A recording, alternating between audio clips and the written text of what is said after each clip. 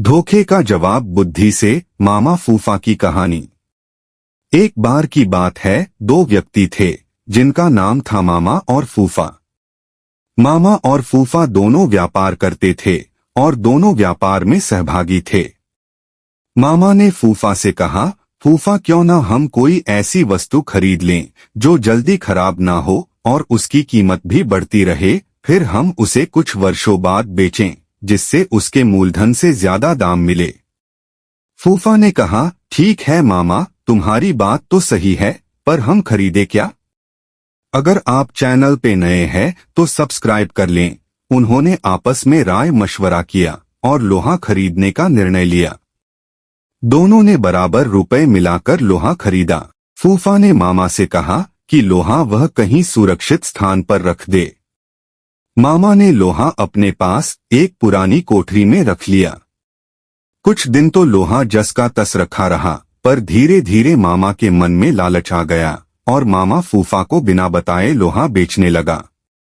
काफी दिनों बाद फूफा मामा के पास गया और बोला, मामा आज लोहे का भाव काफी बढ़ गया है, जल्दी से वह लोहा निकालो, हम इसे बेच कर आते हैं। इस पर मामा बोला, फूफा लोहा तो अब कबाड़ घर में नहीं है, क्योंकि लोहे को तो घुन खा गए हैं।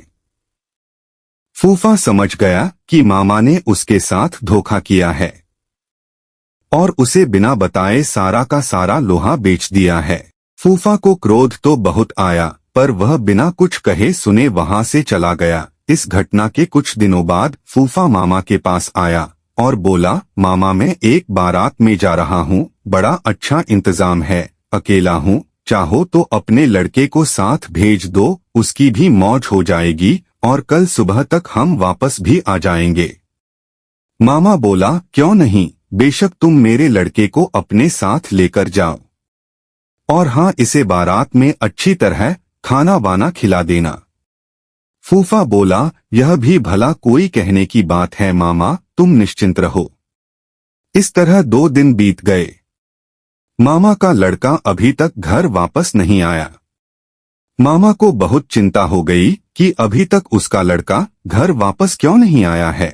वह अपने लड़के के बारे में जानने के लिए फूफा के पास गया और बोला, फूफा मेरा लड़का कहाँ है?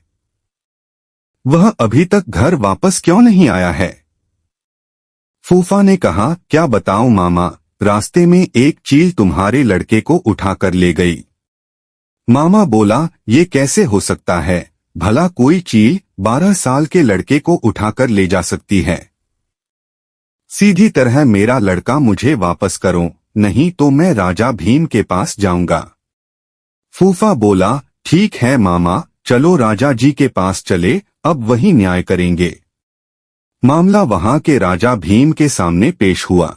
राजा भीम ने सारी बात सुनी और आश्चर्यचकित होते हुए फूफा से कहा, देखो फूफा, तुम झूठ बोल रहे हो, भला कोई चील 12 वर्ष के लड़के को उठाकर अपने पंजों से आसमान में ले जा सकती है? इस पर फूफा ने उत्तर दिया, कथा कहूँ कथावली, सुनो राजा भीम। लोहा को घुनन खाए तो लड़का ले गया चील। इस पर राजा भीम सब समझ गए और उन्होंने मामा को आज्ञा दी कि वह फूफा का लोहा वापस कर दे, और फूफा को कहा कि वह लड़के को मामा के पास वापस पहुंचा दे। राम राम, जय श्री कृष्णा। कहानी अच्छी लगी हो तो प्लीज लाइक एंड शेयर, और अगर आप चैनल पे नए हैं तो सब्सक्राइब जरूर कर लें और कमेंट बॉक्स में जरूर बताएं कि आपको कहानी कैसी लगी। धन्यवाद।